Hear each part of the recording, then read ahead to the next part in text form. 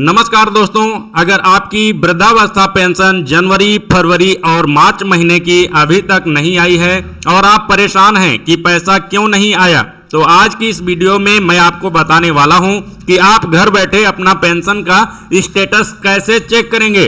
उसका registration number यदि आपके पास नहीं है तो आप उसका रजिस्ट्रेशन नंबर कैसे निकालेंगे और लिस्ट में अपना नाम कैसे देखेंगे कि आपका लिस्ट में नाम है या फिर नहीं है। तो दोस्तों वीडियो को पूरा देखिएगा क्योंकि आज की जानकारी आपके लिए बहुत ही काम की होने वाली है। तो दोस्तों, जैसा कि आपको रजिस्ट्रेशन नंबर निकालने के लिए सबसे पहले आपको अपने गूगल क्रोम में चले आना है। गूगल क्रोम में आने के बाद यहां पर आपको टाइप करना है SSPYUP। कुछ इस प्रकार से SSPYUP टाइप करने के बाद सर्च कर देना है। सर्च करते ही अब आपके सामने ओल्ड एज पेंशन की आधिकारिक वेबसाइट दिखाई देती है। इसी वेबसाइट पर आपको क्लिक करना है। तो जैसे ही आप यहां पर क्लिक करेंगे अब आप देखेंगे तो आपके सामने ये वाली वेबसाइट आ जाएगी, एकीकृत सामाजिक पेंशन पोर्टल समाज कल्याण विभाग। अब मैं यहां पर आने के बाद अब आपको यहां पर लिस्ट खोल करके भी दिखाने वाला हूं और साथ साथ लॉगिन करके आपका स्टेटस भी चेक करके दिखाने वाला हूं। यदि आपका भी स्टेटस इसी तरह से दिखाई देता है तो समझ लीजिए आपका पेंशन सब कुछ ठीक है, और यदि कमी है तो आपका कमी है। सब कुछ इस वीडियो में दिखाएंगे। तो जैसा कि आज है टॉपिक वृद्धावस्था पेंशन का, तो यहां पर लिखा हुआ है राष्ट्रीय वृद्धावस्था पेंशन, इसी पर क्लिक करना है। जैसे यहां पर क्लिक करेंगे तो सबसे पहले हम रजिस्ट्रेशन नंबर निकालना और लिस्ट निकालना दोनों एक साथ ही बता देते हैं। तो यहां पर क्लिक करने के बाद अब आप नीचे देखेंगे तो यहीं पर देखेंगे नीचे पेंशनर सूची है। अब इस पेंशनर सूची में यदि आपको अपना नाम चेक करना है तो आप 2025-26 पर क्लिक करेंगे। यदि आपको रजिस्ट्रेशन नंबर निकालना है तो आप 20-21 वाले पर क्लिक करेंगे। तो जैसा कि लिस्ट इसी तरह से दोनों निकलेगा, चाहे आप अभी का निकालिए चाहे आप पुरानी निकालिए। बस आप अभी का निकालेंगे तो रजिस्ट्रेशन नंबर इससे नहीं निकलेगा, और 2020-21 वाली लिस्ट आप निकालेंगे तो वहां पर आपका रजिस्ट्रेशन नंबर भी मिल जाएगा।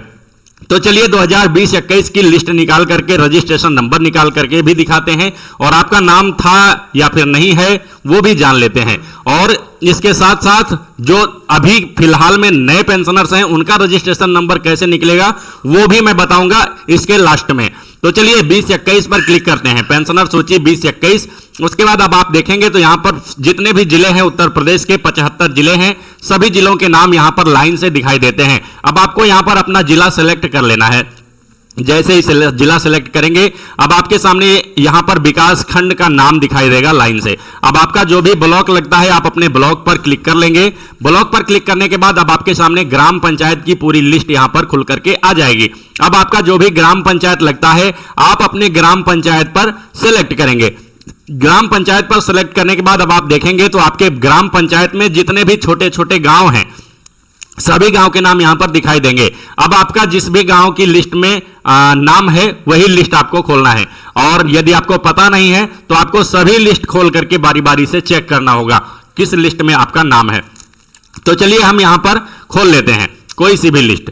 यहां पर हम अपने गांव के सामने क्लिक करेंगे तो यहां पर लिस्ट पूरी खुल जाएगी। अब आप देखेंगे यहां पर दोस्तों तो पूरे गांव की लिस्ट यहां पर लाइन से आ चुकी है, और यहां पर अब सब कुछ जानकारी आपको मिल जाती है, जैसे कि क्रम संख्या, कितने लोगों की पेंशन आ रही है इस गांव में, और यहां पर रजिस्ट्रेशन संख्या, सभी पेंशनर्स का रजिस्ट्रेशन नंबर यहां पर बारी बारी से लाइन से दिखाई देता है। और इसी रजिस्ट्रेशन नंबर की जरूरत पड़ती है लॉगिन करके स्टेटस चेक करने में।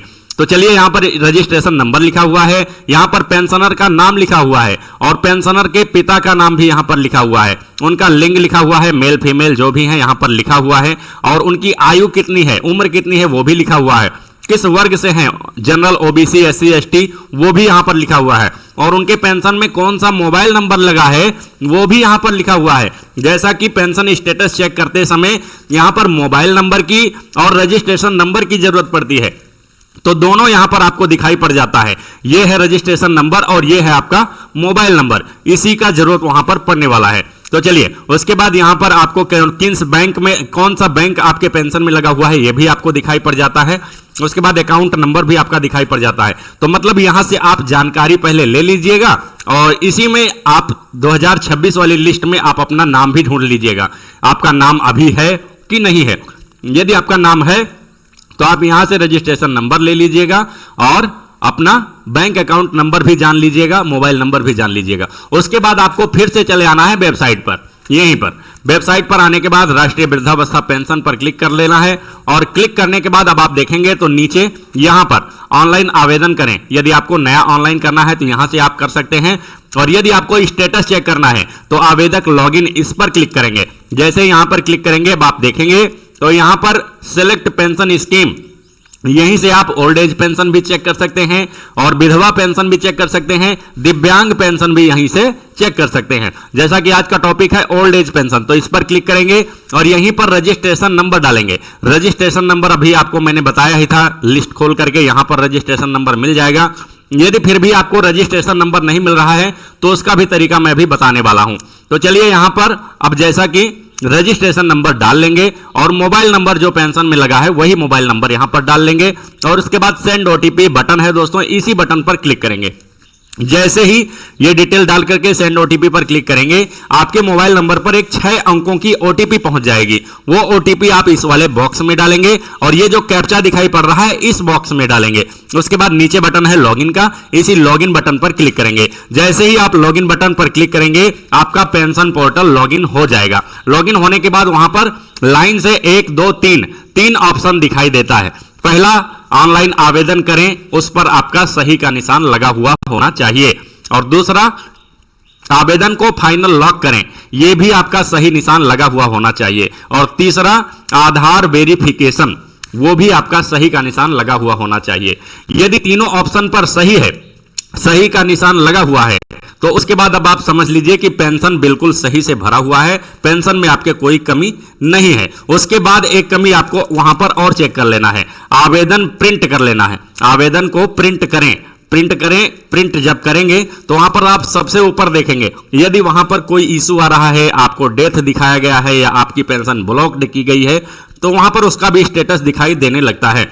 वहां पर आपको सब कुछ सही लगा हुआ होना चाहिए। अप्रूवल बाय ब्लॉक लिखा हुआ होना चाहिए और अप्रूव्ड बाय डिस्ट्रिक्ट लिखा हुआ होना चाहिए और आपका पीएफएमएस एक्सेप्टेड होना चाहिए और उसके बाद रीवेरिफिकेशन भी ओके होना चाहिए। ये सब यदि आप वहां पर प्रिंट जब करेंगे तो उसमें आपको सब यदि ओके दिखाई पड़ रहा है तो समझ लीजिए आपका पेंशन सब कुछ ठीक है।